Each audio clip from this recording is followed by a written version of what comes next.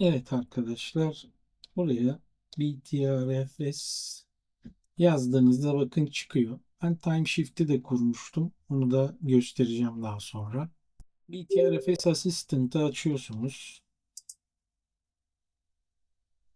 Karşınıza böyle bir ekran çıkıyor.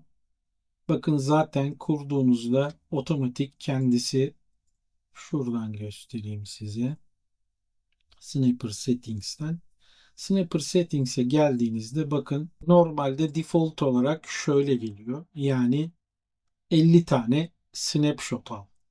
Yani bu ne demek? 50 tane snapshot almasını sağlıyor. Ama buradan ayarlayabiliyorsunuz. İşte saatte 10 tane al. Bu da kaç tane snapshot alacağını belirliyorsunuz buradan. İşte günde kaç tane, haftada kaç tane, ayda kaç tane, yılda kaç tane ve toplamda kaç tane. Buradan ayarlayıp Apply System Change dediğinizde bu ayarları uygulamaya başlıyor. Ama dediğim gibi default'ta da bu şekilde 50 tane alacak şekilde ayarlı olarak geliyor. Bakın burada aldığım şeyleri görebiliyorsunuz. Bakın bunları otomatik burada seçtiğim seçenekler doğrultusunda bu yedekleri, bu snapshotları alıyor. Bakın neleri aldığını gösteriyor. Bütün sistemi alıyor. Evet, bakın Snapper tabına geldiğinizde burada hangi tarihte hangi saatte alındığını görebilirsiniz ve en son ne yaptıktan sonra aldığını da burada açıklama olarak görebiliyorsunuz.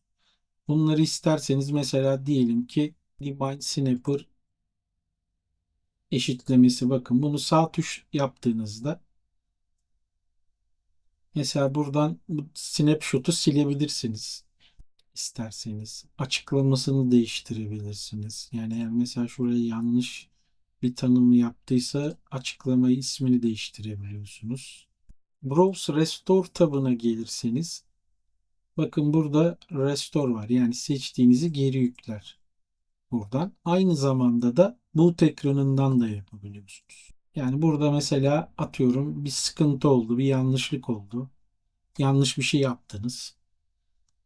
Buradan da yapabilirsiniz. Eğer diyelim ki işletim sistemi açılmadı, boot ekranından da yapabiliyorsunuz. Ve çok hızlı bir şekilde yapıyor bunu.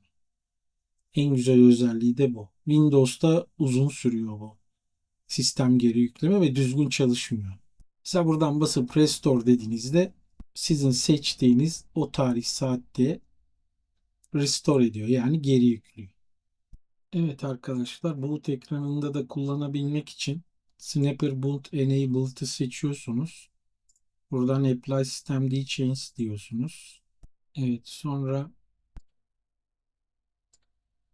yeniden başlatalım. Boot'ta da göstereyim size.